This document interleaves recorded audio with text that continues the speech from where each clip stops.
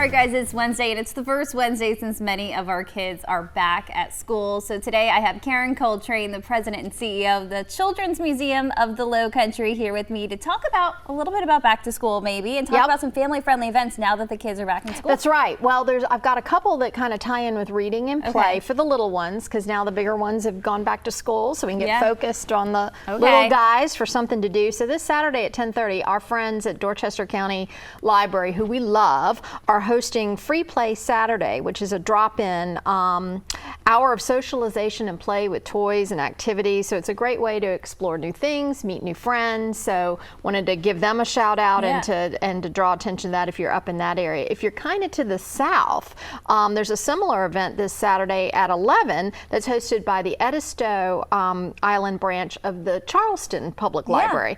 And they're holding family story time to promote early literacy with books, activities, songs, crafts. So all the kind of stuff we love to see people do. We do similar things ourselves, and we're thrilled when they're all over the community. That's how we get young children developed and ready for school. Yeah, let's talk about that dynamic now that kids are back in school and kind of transitioning from the focus being on all the kids to now the focus kind of being on the little kids being at home. Yeah, well, it's you know, it's a lot to get them ready. And one of the things I wanted to talk about was I had teased a couple of sessions ago when we were together before Tropical Storm Debbie messed us up a little bit. But we talked about preschool. Which is, you know, I'd shared a study that talks about preschool and the outcomes from kids now that they're studying children who've been through high quality preschool. They're seeing strong academic performance out of those children later. And so early childhood researchers are trying to figure out what is it exactly that is resulting in that. So this week I wanted to talk about what families in South Carolina, what resources are there to look for a preschool. So if you got a little one and they're starting to, you know, you send older ones off and you got to figure out what to do with these, or it's your first time, I thought I'd throw out a few little things to kind of talk about that. First, you want to check for state licensing, and here in South Carolina it's through the Department of Social Services, so DSS. So you want that, certainly, that any daycare you're in has been licensed by the state. So the next level then is accreditation.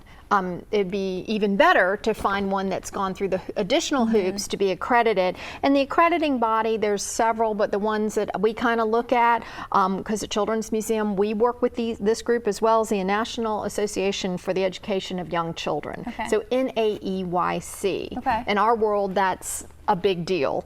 But those credentials ensure that a preschool is going to meet rigorous standards for safety, staffing, and the curriculum. So the second thing I would say, after you kind of have identified a list of DSS licensed and accredited daycares in your area, would then be to look at their curriculum.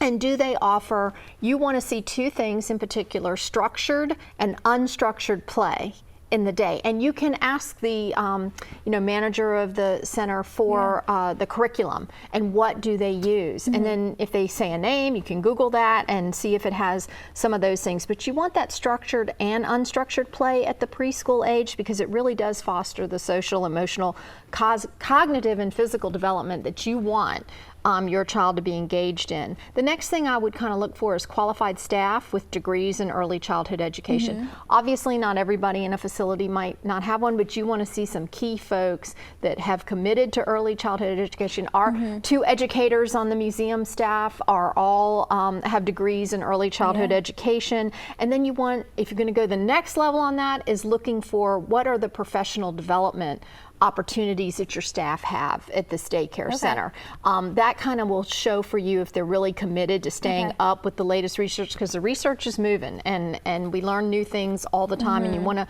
have them incorporating that into their practice. Obviously, the environment should be clean, safe. You definitely want to take a look for that. And I would say stimulating. So adequate outdoor play areas, you know, make sure things in there look well kept and in good shape.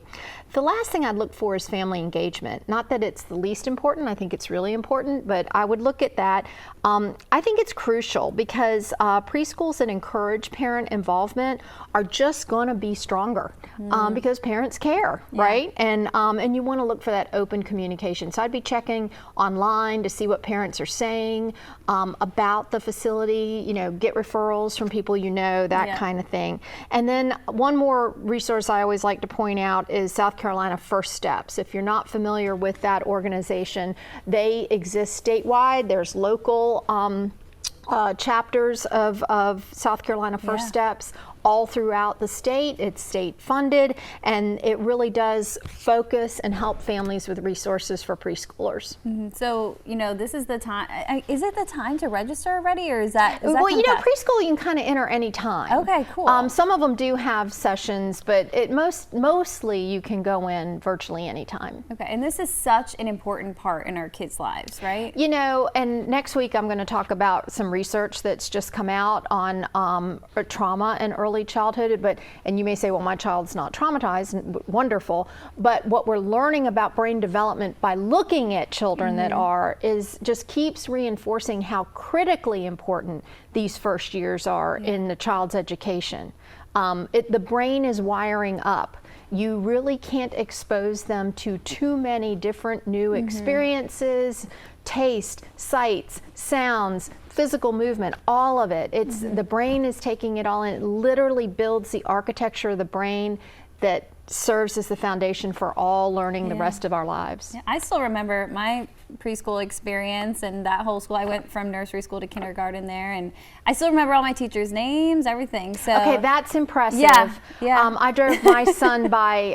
He's a little older than you. By one of his former preschools. He was like, no memory whatsoever. But I do know that all that good work they did. They were NAEYC accredited. I remember that.